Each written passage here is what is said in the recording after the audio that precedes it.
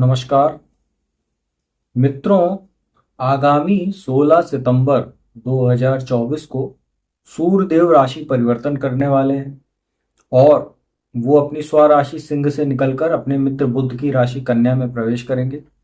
मित्रों, सूर्य का यह गोचर 16 सितंबर से अगले महीने 17 अक्टूबर 2024 तक चलने वाला है। सूर्य का जब प्रवेश होगा कन्या राशि में तो उसमें एक विशेष स्थिति बन रही है और वो जानना आपके लिए बेहद आवश्यक है, क्योंकि कन्या राशि में केतु का गोचर चल रहा है और मीन राशि में राहु का गोचर चल रहा है। तो जब सूर्य का प्रवेश होगा कन्या राशि में तो वहां पर केतु के साथ उनकी युति बन जाएगी और यह ग्रहण दोष का निर्माण करेगी। साथ ही मीन राशि में स्थित राहु की भी दृष्टि पड़ेगी, मतलब दृष्टि संबंध बनेगा। साथ ही कुंभ राशि में स्थित शनि जो इस समय वक्री भी चल रहे हैं, शनि के साथ षडाष्टक दोष भी बनेगा सूर्य का। जब कुंभ राशि से आप कन्या राशि को गिनेंगे तो वो 8वीं राशि होती है और जब कन्या राशि से आप कुंभ राशि को गिनेंगे तो वो 6ठी राशि आती है। तो 6-8 का संबंध, इसको ज्योतिष में षडाष्टक दोष बोलते हैं, जो अच्छा नहीं माना जाता। मित्रों, 23 सितंबर को बुध भी राशि परिवर्तन करेंगे और वो सिंह राशि से निकलकर अपनी स्वराशि बुध, जो उनकी स्वयं की राशि है कन्या, उसमें प्रवेश करेंगे और उसमें वो उच्च का भी फल देते हैं। तो 23 सितंबर से और 10 अक्टूबर तक बुध का गोचर चलेगा। तो 23 सितंबर से बुध के साथ जब युति होगी तो सूर्य और बुध का बुधादित्य राजयोग बन जाएगा और ये 10 अक्टूबर तक रहेगा। उसके बाद बुध फिर से राशि परिवर्तन कर जाएंगे। तो बुध और सूर्य का बुधादित्य राजयोग, साथ ही बुध और केतु का जड़त्व दोष भी बनेगा। ये भी थोड़ा समस्यादायी योग होता है। तो मित्रों, यह जो राशि फल है, आज मैं आपको शुरुआत की जो 6 राशियां हैं मेष राशि से कन्या राशि तक उसकी जानकारी दूंगा। बाकी की जो बची 6 राशियां होंगी उनकी जानकारी मैं आपको वीडियो के अगले पार्ट में दूंगा, तो कृपया वीडियो को अंत तक देखिएगा। मित्रों, सूर्य के बारे में आप लोगों को ज्यादातर जानकारी मालूम है, उसको बार बार दोहराकर समय व्यर्थ नहीं करेंगे। तो आज वीडियो में आपको राशि की जानकारी देते हैं कि राशियों पर क्या असर पड़ने वाला है। सबसे पहले बात करते हैं मेष राशि। देखिए, मेष राशि के लिए सूर्य पंचम भाव के स्वामी होते हैं, शिक्षा और संतान। गोचर इनका होने जा रहा है 6ठे भाव में। 6ठे भाव में सूर्य मजबूत होते हैं गोचर में, परंतु यहाँ ग्रहण दोष की वजह से कहीं ना कहीं कुछ समस्याएं भी आएंगी। पंचमेश जो कि शिक्षा और संतान के स्वामी होकर 6ठे भाव रोग ऋण शत्रु के भाव में जा रहे हैं, ग्रहण दोष में भी रहेंगे। राहु की दृष्टि होगी और शनि से षडाष्टक दोष होगा। तो ये आपके लिए कहीं ना कहीं कुछ समस्याएं पैदा कर रहा है। शत्रुओं पर ये विजय तो प्राप्त कराएगा, परंतु आप खुद अपने किसी गलत आचरण की वजह से, गलत निर्णयों की वजह से शत्रुओं में वृद्धि करेंगे, जिससे वो आपको कहीं ना कहीं परेशान करने की कोशिश करेंगे। उससे आपका मानसिक तनाव बढ़ सकता है, स्वास्थ्य पे बुरा असर पड़ सकता है। साथ ही द्वादश पर दृष्टि पड़ने से और राहु का द्वादश में गोचर होने की वजह से किसी लीगल कॉम्प्लिकेशन में भी ये सूर्य आपको फंसा सकता है, तो इसका आप ध्यान रखिएगा। 6ठे भाव में सूर्य गोचर कर रहे हैं तो कहीं ना कहीं अपने पाचन का भी ध्यान रखिएगा आप।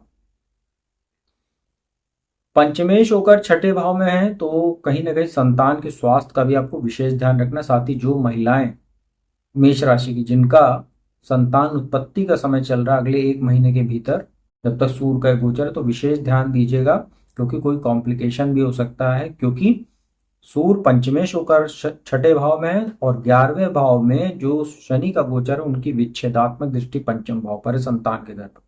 तो यह संतान को लेकर बहुत चिंता पैदा करने वाला रहेगा ये गोचर।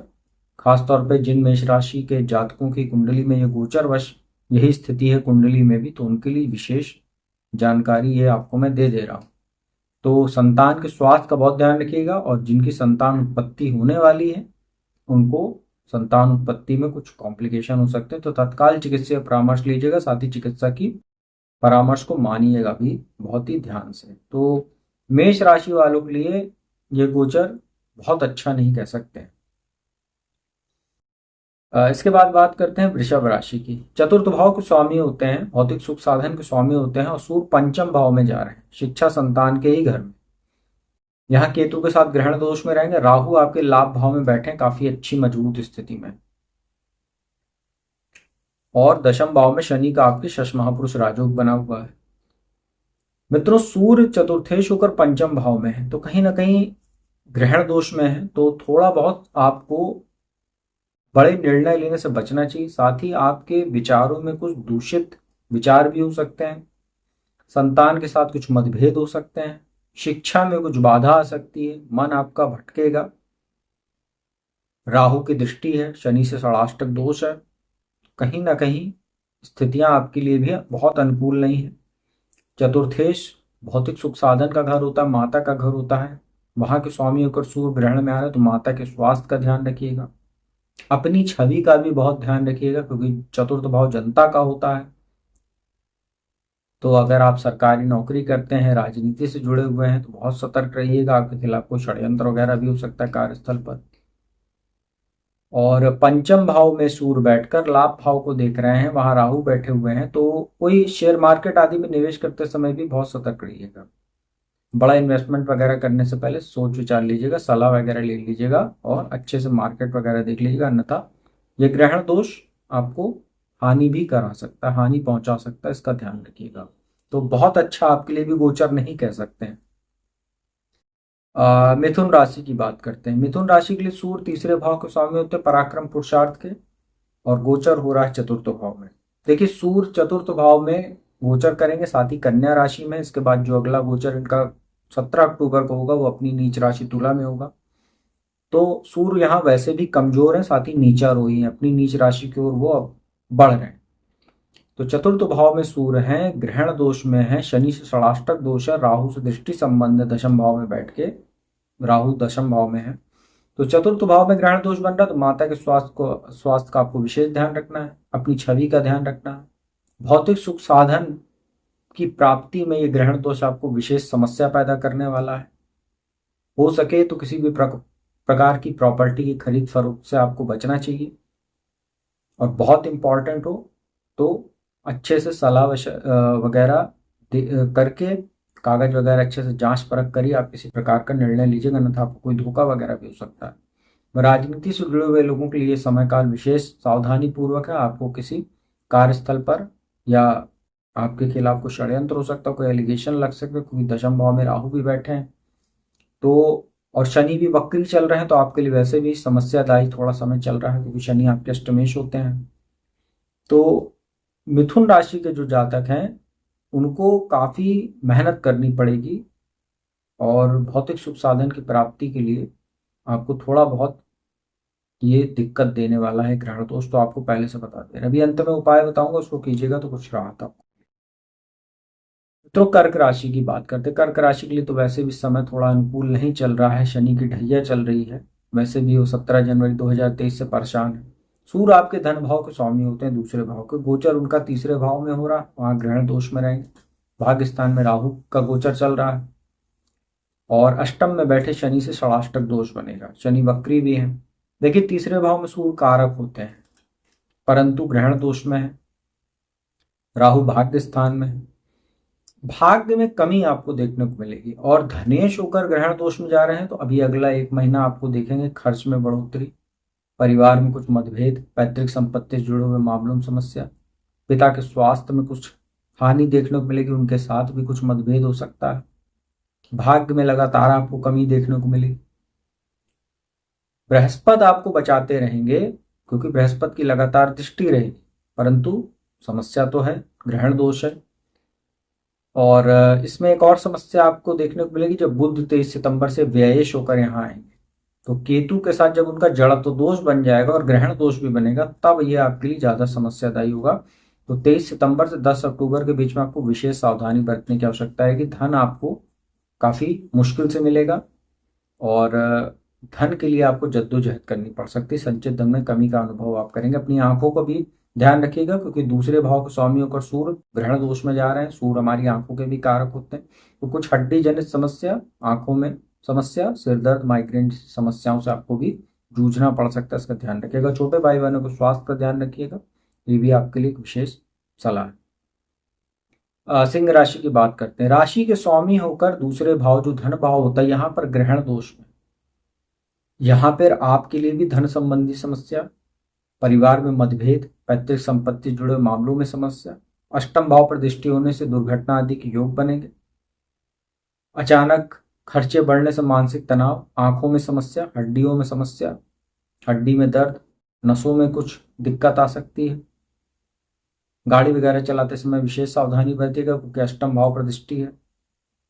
अचानक खर्चे बढ़ने से मानसिक तनाव भी आपका बढ़ेगा। लग्नेश होकर सूर्य दूसरे भाव में ग्रहण दोष में रहेंगे तो ये आपके लिए कहीं ना कहीं मान सम्मान को भी हानि पहुंचा सकता है। परिवार और कुटुंब में ससुराल पक्ष से भी आपके कुछ मतभेद हो सकते हैं। तो धन संबंधित चिंताएं आपकी भी बढ़ने वाली हैं कर्क राशि वालों के तरीके। तो सिंह राशि वालों के लिए भी गोचर अच्छा नहीं। कन्या राशि की बात करते हैं, आपके लिए तो सूर्य वैसे भी कारक नहीं होते हैं, द्वादश को स्वामी होकर लग्न में आ रहे हैं, व्ययश होकर लग्न में रहेंगे, ग्रहण दोष में रहेंगे। इसके बाद आपके राशि के स्वामी बुध अभी गोचर कर रहे हैं, वो 23 सितंबर तक द्वादश में है। वैसे भी आपके लिए समस्याएं बनी हुई, और बुध जब लग्न में आएंगे तो वहां भद्र नाम का महापुरुष राजयोग तो बनाएंगे, परंतु ग्रहण दोष और बुध केतु का जड़त्व दोष आपके लिए समस्याएं पैदा करता रहेगा। तो सूर्य की बात करें तो द्वादशेश होकर लग्न में रहेंगे, मान सम्मान को हानि, स्वास्थ्य में कुछ समस्याएं, वैवाहिक जीवन में समस्या क्योंकि राहु सप्तम भाव में गोचर कर रहे हैं और सूर्य की दृष्टि रहेगी, ग्रहण दोष की दृष्टि रहेगी लगातार सप्तम भाव पर। वैवाहिक जीवन में समस्या, परिवार में कलह मतभेद, अविवाहित लोगों के रिश्ते तय होने में समस्या, स्वास्थ्य संबंधी समस्या। सूर्य सर पर गोचर कर रहे हैं तो सरदर्द, माइग्रेन जैसी समस्या, आंखों में दर्द, आंखों में समस्या, माफ कीजिएगा, और मान सम्मान को भी कहीं ना कहीं आपके चोट पहुंचाने वाला है गोचर रह सकता है। तो अपने छवि का बहुत ध्यान रखिएगा, किसी भी प्रकार के अनैतिक कार्यों से बचिए, किसी भी प्रकार का ऐसा कार्य मत कीजिएगा जिससे आपकी छवि को हानि पहुंचे। तो कन्या राशि वालों को भी पहले से बता दे रहे हैं, गोचर आपके लिए कतई अच्छा नहीं कह सकते। तो मित्रों, यह था सभी 6 राशियों के लिए जो शुरुआत की 6 राशियां, मेष राशि, वृषभ, मिथुन, कर्क, सिंह और कन्या। इनके लिए सूर्य का 16 सितंबर से 17 अक्टूबर तक गोचर कैसा रहने वाला है केतु के साथ ग्रहण दोष में, उसकी संपूर्ण जानकारी दी। उपाय की बात कर लेते हैं। प्रातःकाल स्नान आदि के उपरांत तांबे स्टील के लोटे में जल भरकर सूर्य को अर्घ दीजिए। ओम घृणी सूर्य नमः या ओम भास्कराय नमः इस मंत्र का जाप करते हुए 11-21 बार वहीं खड़े होकर सूर्य गायत्री मंत्र पढ़िए। ओम आदित्याय विद्महे दिवाकराय धीमहि तन्नो सूर्य प्रचोदयात् इसका जाप कीजिए। हर रविवार को अपने वजन के 10वें हिस्से के बराबर कुछ अनाज का दान कीजिए, खासतौर पर गेहूं, उसमें गुड़ वगैरह मिलाकर आप दान कीजिए किसी जरूरतमंद को, तो अच्छा रहेगा। पिता का सम्मान कीजिए, पिता का आशीर्वाद लीजिए, तो ग्रहण दोष में कहीं ना कहीं कुछ आपको राहत मिलेगी। तो मित्रों, उम्मीद करता हूँ वीडियो आपको अच्छी लगी होगी। अच्छी लगी तो इसको लाइक कीजिएगा, कमेंट कीजिएगा, ज्यादा से ज्यादा शेयर कीजिएगा। और जो भी जातक कुंडली विश्लेषण कराना चाहते हैं तो मेरा नंबर डिस्क्रिप्शन स्क्रीन दोनों पर उपलब्ध है, उस पर संपर्क करके आप लोग अपॉइंटमेंट ले सकते हो और मेरे द्वारा कुंडली विश्लेषण का लाभ देश दुनिया के किसी भी कोने से प्राप्त कर सकते हैं। तो अब मैं अपने वाणी को ही विराम देता हूँ। अगले वीडियो में आपको इसका दूसरा पार्ट लेकर हाजिर होऊंगा। तब तक के लिए ओम नमः शिवाय।